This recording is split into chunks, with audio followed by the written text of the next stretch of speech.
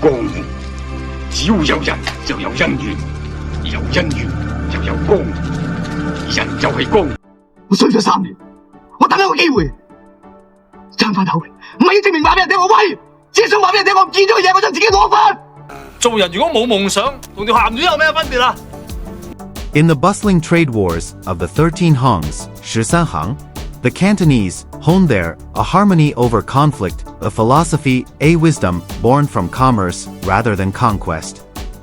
The Teoshu, 潮汕人, thrived by sticking together as a 家己人, our own people, forging global networks through kinship and trust. Meanwhile, the Hakka, 客家人, built their fortress-like Tulu, embodying their self-reliance and resilience spirit. The drama between these three peoples along the Pearl River rivals any martial arts legend, where Cantonese merchants settled disputes with abacuses instead of blades. Teoshu traders used Gongfu tea ceremonies, Gongfu Chadao, to conquer Southeast Asia, and Hakka youths learned the art of adapting to survive in their walled village schools. 所謂勇者無懼，仁者無敵，練武強身，最緊要就係要知勇合一。如果唔可以講開文字，討得雙手雙腳，又點可以國富民強呢？ Martial arts master Wang Feiheng shattered old-world constraints with his shadowless kick.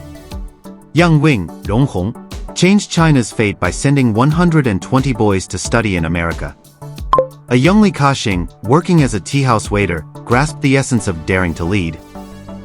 And Hakka marshal Ye Jieying cracked an age-old dilemma with his a rural encirclement of cities strategy. This fusion of martial innovation and industrial patriotism made Guangdong the most dynamic force in modern China.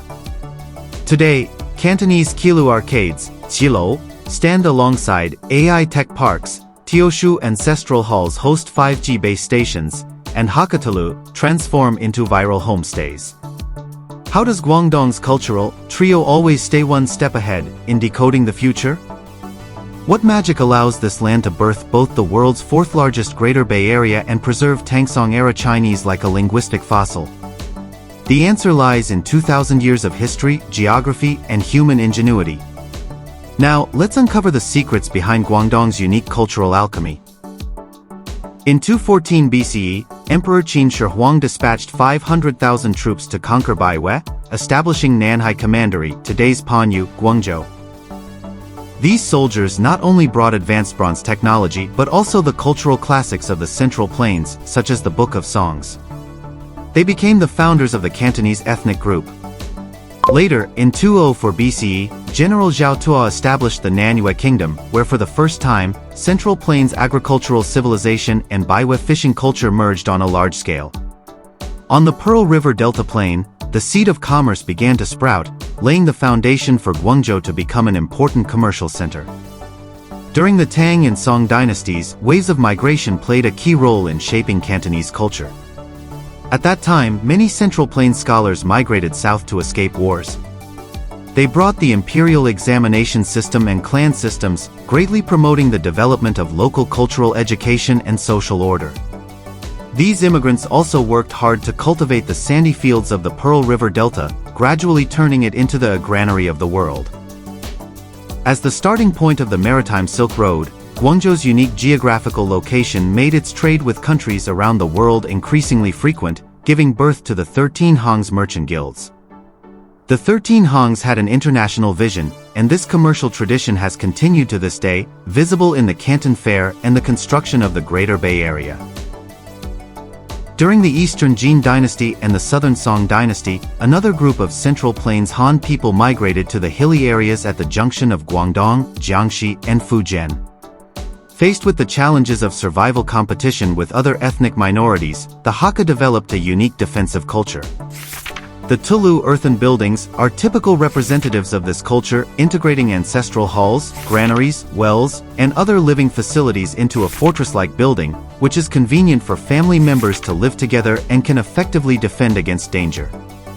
The salt baking technique is also a crystallization of Hakka wisdom developed over a long period of life, capable of extending the shelf life of food to meet the needs of storing supplies in mountainous life.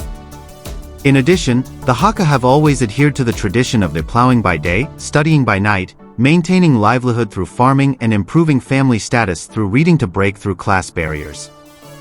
In modern times, the tenacious spirit of the Hakka has erupted with astonishing energy. During the Chinese Revolution, many Hakka Iron Armies performed bravely in the Northern Expedition War, and many Red Army soldiers came from Meizhou. In the construction process of the Xinjiang Special Economic Zone, 68% of the pioneers had Hakka backgrounds.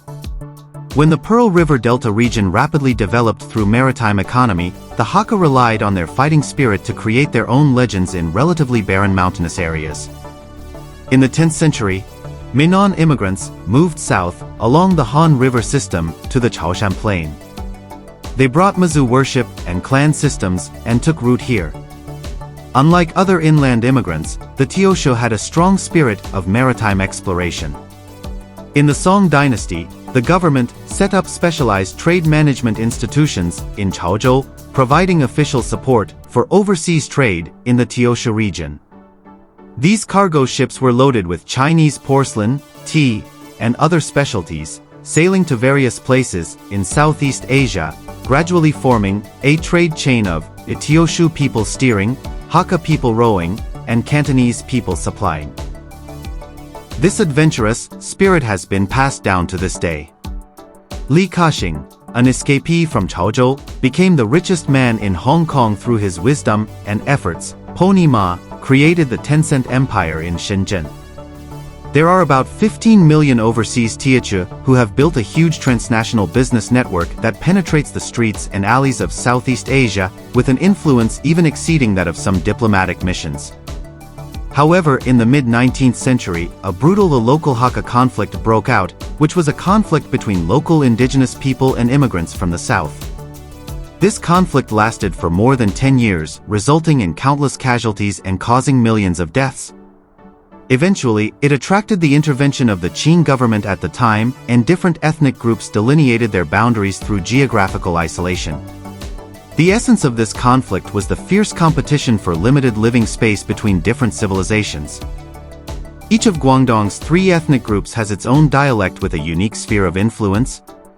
A Cantonese is recognized by the United Nations and has formed a cultural hegemony to some extent through cultural carriers such as Hong Kong movies and Cantonese pop songs. However, with the development of the times and population mobility, the actual number of Cantonese speakers in China has dropped to 52.1%.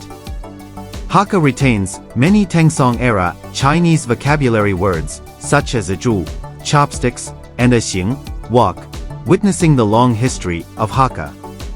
Meizhou Hakka has been included in the National Language Resource Protection Project by the Chinese government and is receiving key protection. Teochew shares 85% of its vocabulary with Minnan dialects and has become the identity code of overseas Teochew merchants. In Yaourt Road, Bangkok, Teochew is even more widely used than Thai, showing the important position of Teochew in the overseas Teochew community. Cantonese culinary culture is known for its refinement, from a cup of tea and 2 dim sum items in a tea house to the exquisite 108 knife cuts of shun fish sashimi. Each dish contains profound cultural connotations. The char siu bao at Guangzhou restaurant requires 18 processes, and Bingshung's black pepper crab can sell for 888 yen. These delicacies are not just for satisfying taste buds but are also an investment in the food in Guangzhou brand, reflecting the Cantonese pursuit of quality of life and the attitude of refined living, as well as reflecting the deep commercial cultural heritage of the Cantonese region. Hakka cuisine is closely related to mountain life. Meikai Ko-ro, pork with preserved greens, provides sufficient calories for people engaged in high-intensity physical labor. Stuffed tofu mimics the taste of meat with tofu as the main ingredient, demonstrating the wisdom of the Hakka. The Hakka mother-in-law chicken is a unique way for women to adjust nutrition for their families in traditional Hakka patriarchal society. These once-suffering dishes have become symbols of reversal with the rise of the bite of China. Chaoshan cuisine's pursuit of freshness reaches its extreme. At the Shantou Bali Li Beef Hotpot restaurant, the chef pays great attention to the cutting of beef, subdividing it according to different parts to ensure that each piece of beef can show the best taste. This obsession with freshness is consistent with the traditional fresh trade tradition. In Chaoshan's night porridge stalls, one can often see the undercurrent of overseas Chinese capital. And Chaoshan cuisine is not just a diet, but also a cultural and commercial bond. It is interesting that there is a saying spreading on the internet in China: a Cantonese people eat Fujian people, Guangdong人吃福建人. One meaning of this saying is to tease Cantonese people for eating all kinds of things. Another meaning is that when a Fujian person says that Cantonese people give less in red envelopes, Cantonese people will tease back: a Cantonese people like to eat Fujian people. With the advancement of the construction of the Guangdong-Hong Kong-Macau Greater Bay Area, the Shenzhen-Zhongshan link will shorten the journey across the Pearl River estuary to 20 minutes, facilitating regional economic exchanges and cooperation. However, cultural integration is not achieved overnight. In Dongguan factories, Chaoshan bosses may use Cantonese to negotiate with Cantonese suppliers. In Huizhou industrial parks, Hakka people hold meetings in Mandarin for convenience in communicating with employees from different regions, and in Guangzhou, CBD white-collar workers, they switch between using 3 dialects in WeChat groups, reflecting the characteristics of Guangdong's cultural diversity, which is also the source of Guangdong's economic resilience. The 2025 Guangdong Hong Kong Macau Universiade is in preparation, providing an excellent platform for Guangdong to showcase its diverse culture. Guangzhou is responsible for the opening ceremony, which will integrate Cantonese dragon boat elements to show the vitality and charm of Cantonese culture. Shantou will host sailing events, leveraging the characteristics of Chaoshan maritime culture to create a unique event experience. Meizhou will build mountain bike venues, integrating Hakka walled village imagery to reflect the unique charm of Hakka culture. In this grand event, the 3 different ethnic, cultural regions will each show their strengths in the same field, achieving modern transformation of cultural diversity and showing the world Guangdong's unique cultural charm and development vitality. From the tripartite division of the 3 ethnic groups to the convergence of the 3 rivers in economic development, Guangdong province has always proven true unity is not about eliminating differences, but about making differences a force for progress. The story of Guangdong is a legend of continuous development and progress in the collision and integration of diverse cultures, showing the world a unique model of cultural symbiosis and economic development. Well, dear friends, that's all for today's program. Welcome to leave comments in the comment section. See you next time.